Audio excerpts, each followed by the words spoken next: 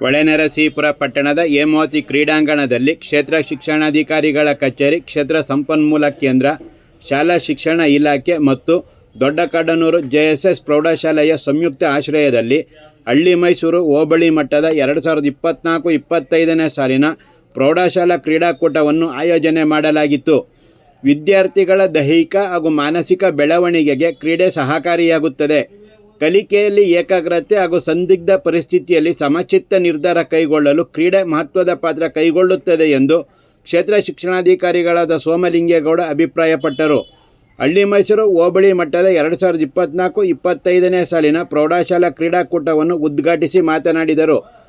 JSS ಸಂಸ್ಥೆಯ ಕ್ರೀಡೆ ಮತ್ತು ಸಾಂಸ್ಕೃತಿಕ ಕ್ಷೇತ್ರದಲ್ಲಿ ತನ್ನದೇ ಛಾಪು ಮೂಡಿಸುವ ಜೊತೆಗೆ ದೇಶ ವಿದೇಶಗಳಲ್ಲಿ ಖ್ಯಾತಿ ಪಡೆದಿದೆ ಎಂದು ಸಂಸ್ಥೆಯ ಬಗ್ಗೆ ಮೆಚ್ಚುಗೆ ವ್ಯಕ್ತಪಡಿಸಿದರು.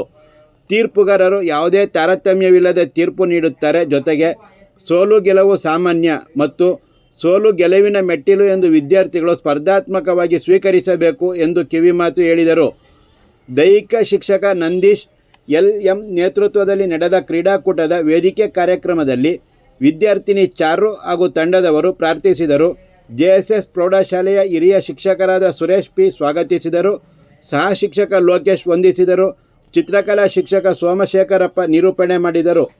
ಜೆಎಸ್ಎಸ್ ಸಂಯುಕ್ತ ಪದವಿ ಪೂರ್ವ ಕಾಲೇಜಿನ ಪ್ರಾಂಶುಪಾಲರಾದ ಡಾಕ್ಟರ್ ಚೌಡಯ್ಯ ಕಟ್ನವಾಡಿ, ನಗರ ಪೊಲೀಸ್ ಠಾಣೆಯ ಎಎಸ್ಐ ಕುಮಾರಸ್ವಾಮಿ, ತಾಲೂಕು ದೈಹಿಕ ಶಿಕ್ಷಣ ಪರಿವೀಕ್ಷಕರು ಹಾಗೂ ಸಂಘಟನಾ ಕಾರ್ಯದರ್ಶಿಗಳಾದ ಮಹೇಶ್ ಜಿ, ತಾಲೂಕು ಪ್ರೌಢಶಾಲಾ ಸಹ ಶಿಕ್ಷಕರ ಸಂಘದ ಅಧ್ಯಕ್ಷರಾದ ಜಗದೀಶ್, ಕಾರ್ಯದರ್ಶಿ ಕಾಂತರಾಜು ಎಚ್, ನಿರ್ದೇಶಕ ಸಂಗಪ್ಪ ರಕ್ಕಸಗಿ, ದೊಡ್ಡಕಾಡನೂರು ಸಂಸ್ಕಾರ ಪಬ್ಲಿಕ್ ಶಾಲೆಯ ಕಾರ್ಯದರ್ಶಿ ಪ್ರೇಮ್ಕುಮಾರ್, ದೈಹಿಕ ಶಿಕ್ಷಕರ ಸಂಘದ ಅಧ್ಯಕ್ಷರಾದ ಹರೀಶ್ ಪಿ.ಎಲ್, ಕಾರ್ಯದರ್ಶಿ ಪುಟ್ಟರಾಜು, ಪ್ರೈಮರಿ ಶಾಲಾ ದೈಹಿಕ ಶಿಕ್ಷಕರ ಸಂಘದ ಅಧ್ಯಕ್ಷರಾದ ಕೃಷ್ಣಯ್ಯ, ಕರ್ನಾಟಕ ರಾಜ್ಯ ಸರ್ಕಾರಿ ನೌಕರರ ಸಂಘದ ಸಾಂಸ್ಕೃತಿಕ ಮತ್ತು ಕ್ರೀಡಾ ಕಾರ್ಯದರ್ಶಿಗಳಾದ ಸುಜಾತ ಅಲಿ ವೇದಿಕೆಯಲ್ಲಿ ಉಪಸ್ಥಿತರಿದ್ದರು.